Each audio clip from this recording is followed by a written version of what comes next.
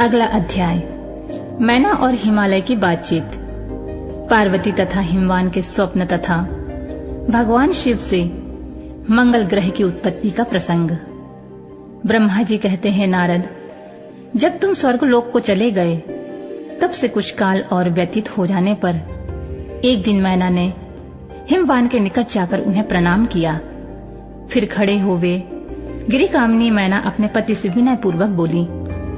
मैना ने कहा, प्राणनाथ, उस दिन नारद मुनि ने जो बात कही थी उसको स्त्री स्वभाव के कारण मैंने अच्छी तरह नहीं समझा। मेरी तो यह प्रार्थना है कि आप कन्या का विवाह किसी सुंदर वर के साथ कर दीजिए। वह विवाह सर्वथा अपूर्व सुख देने वाला होगा। गिरजा का वर शुभ लक्षणों से संपन्न और कुलीन होना चाहिए। मेरी बेटी मुझे प्राणों से भी अधिक प्रिय है। वह उत्तम वर पाकर जिस प्रकार भी प्रसन्न हो, सुखी हो सके, वैसा कीजिए। आपको मेरा नमस्कार है। ऐसा कहकर मैना अपने पति के चरणों पर गिर पड़ी। उस समय उनके मुख पर आंसुओं की धारा बह रही थी। प्राग शिरोमणि हिमवान ने उन्हें उठाया और यथावत समझाना आरंभ किया। हिमालय बोले, देवी मैनके, मैं यथार्थ और तत्व की बात सुनाता हूँ, सुनो। भ्रम छोड़ो, मुनि की बात कभी झूठी नहीं हो सकती। यदि बेटी पर तुम्हें स्नेह है तो उसे सादर शिक्षा दो। वह भक्ति पूर्वक सुस्थिर चित्त से भगवान शंकर के लिए तप करे। मैनके, यदि भगवान शिव प्रसन्न होकर काली का पारिग्रहण कर लेते हैं तो सब शुभ ही होगा। नारद जी का बताया हुआ अमंगल या अशुभ नष्ट हो जाएगा। शिव के समीप सारे अमंगल सदा मंगल रूप हो जाते हैं। इसलिए तुम पुत्री को शिव की प्राप्ति के लिए तपस्या करने की शीघ्र शिक्षा दो। ब्रह्मा जी कहते हैं, नारद, हिमवान की यह बात सुनकर मैना को बड़ी प्रसन्नता हुई। वे तपस्या में रुचि उत्पन्न करने के लिए पुत्री को उपदेश देने में निमित्त उसके पास गईं। परंतु बेटी के सुकुमार अंग पर दृष्टिपात करके मैना के मन में बड़ी व्यथा हुई। उनके दोनों नेत्रों में तुरंत आंसू भर आए। फिर तो गिरी प्रिया मैना में अपनी पुत्री को उपदेश देने की शक्ति नहीं रह गई। अपनी माता की उस चेष्टा को पार्वती जी शीघ्र ही ताड़ गईं। तब वे सर्वज्ञ परमेश्वरी कालिका देवी माता को बारंबार आश्वासन देकर तुरंत बोली। पार्वती ने कहा, माँ, तुम बड़ी समझदार हो, मेरी यह बात सुनो। आज पिछली रात्रि के समय ब्रह्म मुहूर्त में मैंने एक स्वप्न देखा है, उसे बताती हूँ माता जी। स्वप्न में एक दयालु और तपस्वी ब्राह्मण ने मुझे शिव की प्रसन्नता के लिए उत्तम तपस्या करने का प्रसन्नता पूर्वक उपदेश दिया है। नारद, यह सुनकर मेनका ने शीघ्र अपने पति को बुलाया और पुत्री के देखे हुए स्वप्न को पूर्णतः कह सुनाया। मेनका के मुख से पुत्री के स्वप्न को सुनकर गिरिराज हिमालय बड़े प्रसन्न हुए और अपनी प्रिय पत्नी को समझाते हुए बोले। गिरिराज ने कहा, प्रिय, पिछली रात में मैंने भी एक स्वप्न देखा है। मैं आदर पूर्वक उसे बताता हूँ, तुम प्रेम पूर्वक उसे सुनो। एक बड़े उत्तम तपस्वी थे। नारद ने वर के जैसे लक्षण बताए थे, वैसे उसी लक्षणों से युक्त शरीर को उन्होंने धारण कर रखा था। वे बड़ी प्रसन्नता के साथ मेरे नगर के निकट तपस्या करने के लिए आए।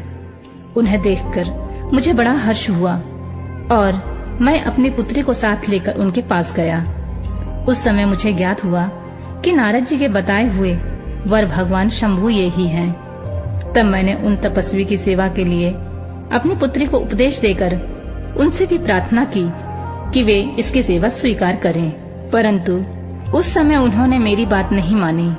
इतने में ही वहाँ सांख्य और वेदांत के अनुसार बहुत बड़ा विवाद छिड़ गया। तदनंतर उनकी आज्ञा से मेरी बेटी वहीं रह गई और अपने हृदय में उन्हीं की कामना रखकर भक्ति पूर्वक उनकी सेवा करने लगी। सुमुखी, यही मेरा देखा हुआ स्वप्न है जिसे मैंने तुम्हें बता दिया। अतः प्रिय, मैंने कुछ काल तक इस स्वप्न के फल की परीक्षा या प्रतीक्षा करनी चाहिए। यह समय उचित जान पड़ता है, तुम निश्चित समझो। यही मेरा विचार है। ब्रह्मा जी कहते हैं, मुनीश्वर नारद, ऐसा कहकर गिरिराज हिमवान और मैं इनका शुद्ध हृदय से उस स्वप्न के फल की परीक्षा एवं प्रतीक्षा करने लगी। देवर्षि, शिरोभक्त शिरोमणि, भगवान शंकर का यश परम पावन, मंगलकारी, भक्तिवर्धक और उत्तम है। तुम इसे आदर पूर्वक सुनो। दक्ष यज्ञ से अपने निवास स्थान कैलाश पर्वत पर आकर भगवान शंभु प्रिया विरह से कातर हो गए और प्राणों से भी अधिक प्यारी सती देवी का हृदय से चिंतन करने लगे। अपने पार्षदों को बुलाकर सती के लिए शोक करते हुए उनके प्रेमवर्धक गुणों का अत्यंत प्रीतिपूर्वक वर्णन करने लगे। यह सब उन्होंने सांसारिक गति को दिखाने के लिए किया। फिर गृहस्थ आश्रम की सुंदर स्थिति तथा नीति रीति का परित्याग करके वे दिगंबर हो गए और सब लोगों में उन्मत्त की भांति भ्रमण करने लगे। लीला कुशल होने के कारण विरह की अवस्था का प्रदर्शन करने लगे। सती की विरह से दुखित हो कहीं भी उनका दर्शन ना पाकर भक्त कल्याणकारी भगवान शंकर पुनः कैलाश गिरी पर लौट आए और मन को यत्नपूर्वक एकाग्र करके उन्होंने समाधि लगा ली, जो समस्त दुखों का नाश करने वाली है। समाधि में वे अविनाशी स्वरूप का दर्शन करने लगे। इस तरह तीनों गुणों से रहित हुए भगवान शिव चिरकाल तक सुस्थिर भाव से समाधि लगाए बैठे रहे। वे प्रभु स्वयं ही माया के अधिपति निर्विकार पर ब्रह्मा हैं। तदनंतर जब असंख्य वर्ष व्यतीत हो गए तब उन्होंने समाधि छोड़ी। उसके बाद तुरंत ही जो चरित्र हुआ मैं तुम्हें बताता हूँ। भगवान शिव के ललाट से उस समय श्रम जनित पसीने की एक बूंद पृथ्वी पर गिरी और तत्काल एक शिशु के रूप में परिणित हो गई। मुने, उस बालक की 4 भुजाएं थीं, शरीर की कांति लाल थी और आकार मनोहर था। दिव्य द्युति से दीप्तिमान भय शोभाशाली बालक अत्यंत दुस्सह तेज से संपन्न था। तथापि उस समय लोकाचार परायण परमेश्वर शिव के आगे वह साधारण शिशु की भांति रोने लगा।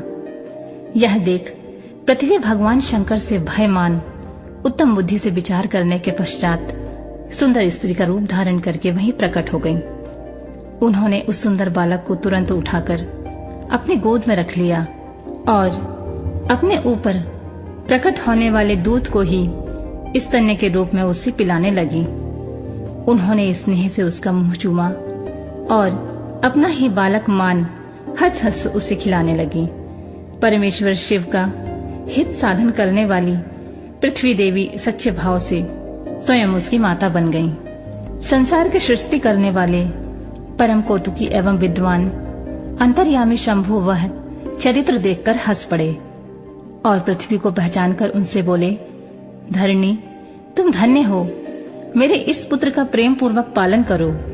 तुम श्रेष्ठ शिशु मुझ महान तेजस्विनी शंभु के श्रम जल पसीने से ही तुम्हारे ऊपर उत्पन्न हुआ है। वसुधे, यह प्रियकारी बालक यद्यपि मेरे श्रम जल से प्रकट हुआ है, तथापि तुम्हारे नाम से तुम्हारे ही पुत्र के रूप में इसकी ख्याति होगी। यह सदा त्रिविध तापों से रहित होगा, अत्यंत गुणवान और भूमि देने वाला होगा। यह मुझे भी सुख प्रदान करेगा। तुम इसे अपनी रुचि के अनुसार ग्रहण करो।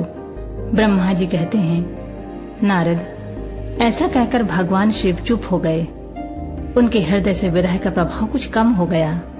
उनमें विरह क्या था, वे लोकाचार का पालन कर रहे थे। वास्तव में सत्पुरुषों के प्रिय श्री रुद्रदेव निर्विकार परमात्मा ही हैं। शिव की उपयुक्त आज्ञा को शिरोधार्य करके पुत्र सहित पृथ्वी देवी शीघ्र ही अपने स्थान को चली गईं। उन्हें अत्यंत सुख मिला।